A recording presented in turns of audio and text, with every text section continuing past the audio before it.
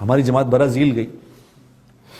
تو برازیل میں چونکہ ایسے حالات ہیں کہ وہاں مجھے انہوں نے بتایا کہ سارے عرب وہاں شفٹ ہوئے ہیں, جارڈن کے, مغرب کے, تونیزیا کے, سب عربوں نے جا کے وہاں شفٹ ہوئے اور ان کی اگلی تیسری جنریشن اب وہاں ہے. تو انہوں نے بتایا کہ ہمارے 4 ملین مسلمان مرتد ہو چکے ہیں, کلمہ چھوڑ گئے. تو یہ کیوں؟ کسی کوئی محنت ہی نہیں, کسی نے بتایا ہی نہیں. آگے پہلے لوگ آئے تھے, پھر یہاں برازیلین عورتوں نے شادیاں کی, پھر ان کی جو اولادیں ہوئیں, آگے ان کی اولادیں ہوئی تو ختم, اسلام ختم ہو گیا. تو یہاں جیسے ان ملکوں میں بھی بڑی محنت کی ضرورت ہے, کیونکہ ہمارا پاکستان میں جو اولاد بگڑے گی تو وہ گناہ گار بنے گی, کلمہ نہیں چھوڑے گی. جتنا مرضی گناہ گار ہو جائے, کلمہ بنے گا مسلمان ہی. یہاں تو خطرہ ہے میرے دوستوں, اگر یہاں محنت نہ کی تو کلمہ بھی چھوڑ دیں گے. کتنے لوگوں نے چھوڑ دیا, میرے اپنے خاندانوں میں لوگوں نے چھوڑ دیا. میری اپنی کزن یہاں رہتی ہے لنڈن میں, سکھ سے شادی کر لی. میرے چاچا آئے تھے یہاں تو بس بیچارے اسی طرح رہے تو ختم ہو گیا نظام. محنت نہیں کرو گے تو ختم ہو جائے.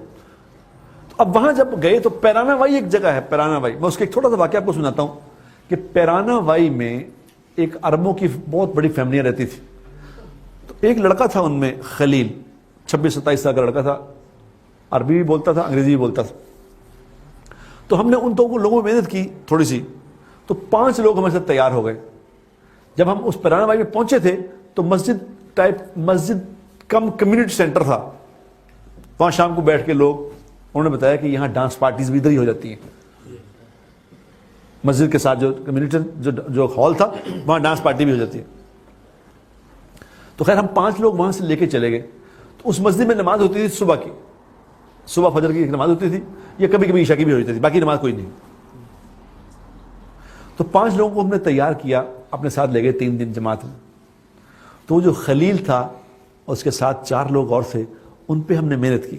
ان کو 3 دن میں ہم نے خوب سکھایا کہ مسلمان کیسے ہوتے ہیں, مسلمان کیا کرتے ہیں, یہ محنت کیا ہے, کس طرح لوگوں کو واپس لایا جا سکتا ہے. تو 3 دن کے بعد کہنے لگا کہ جی یہ 3 دن تھوڑے ہیں, اگر میں اجازت دیں تو 3 دن اور لگا لوں آپ کے ساتھ. ہم نے کہا بسم اللہ, اور لگا لو. اور 3 دن لگا لیے. 6 دن لگا کے وہ 1300 میل دور چلے گئے. 1300 میل دور, یہاں تو 1300 میل ہوتے ہی نہیں, 600 میل کے بعد ملک ختم ہو جاتا ہے. تو 1300 میل دور گئے وہاں. تو وہاں سے اس نے واپس آ گیا. اب واپس آ کے اس نے اپنے 1 دن کے بعد ہمیں اس نے فون کیا. اس نے کہا جی میں ایک ریکویسٹ کرنا چاہتا ہوں آپ سے. جی کیا؟ انہوں نے کہا ایک دفعہ آپ کو واپس آنا پڑے گا. ہم نے کہا 1300 میل دور چلے. انہوں نے کہا آپ کی مہربانی, ایک دفعہ واپس, میں آپ کو تو کچھ دکھانا چاہتا ہوں. ہم نے جماعت نے مشورہ کیا چلو واپس چلیں. خیر ہم 2 دن کے بعد واپس پہنچے. تو عشاء کی نماز کے بعد رات کو پہنچے ہم. تو پہلے جب ہم گئے تھے تو وہاں ہمیں کوئی پوچھا نہیں تھا کون ہے کیا ہے. جب عشاء کے بعد ہم وہاں پہنچے تو ایک بہت بڑا مجمع ہمارے استقبال کے لیے کھڑا تھا.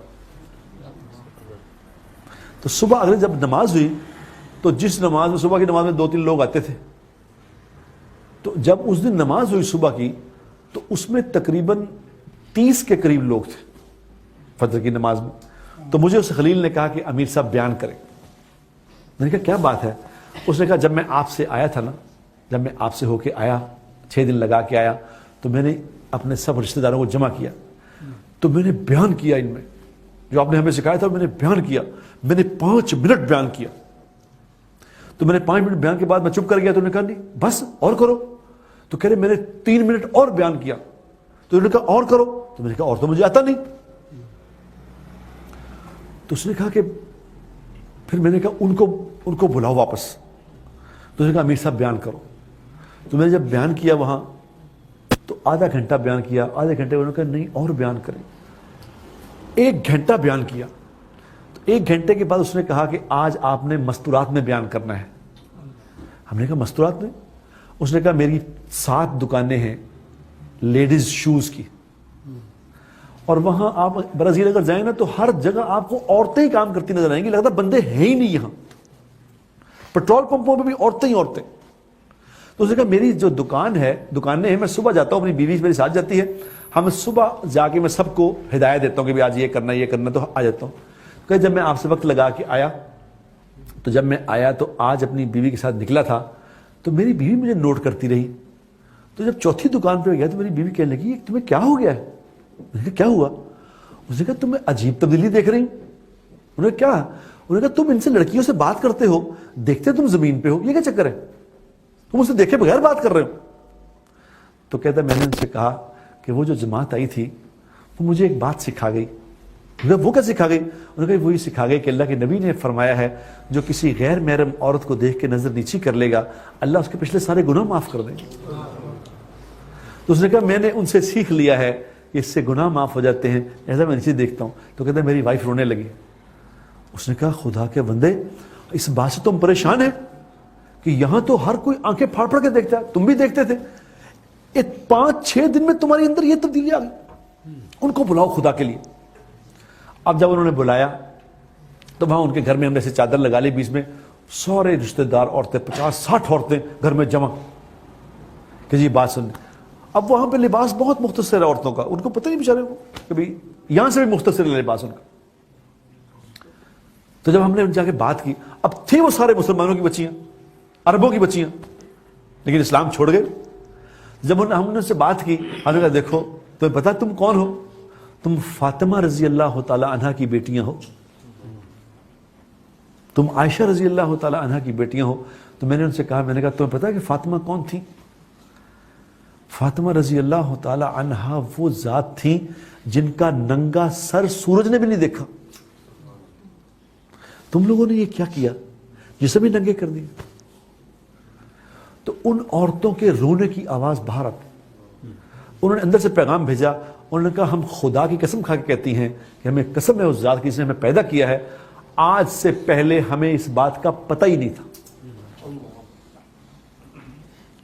تو انہوں نے کہا اب آپ لوگ جانا نا، ہمیں پورا دین سکھا کے جانا۔ تو ہم نے ان سے کہا ہمارا تو ویزا ختم ہو گیا، ہماری تو واپسی ہے۔ انہوں نے کہا خدا کے لیے پہلی دفعہ تو کوئی آیا ہے جس نے ہمیں بتایا کہ مسلمان کیا ہوتے ہیں، اگر آپ چلے گئے تو ہمیں کون سکھائے گا؟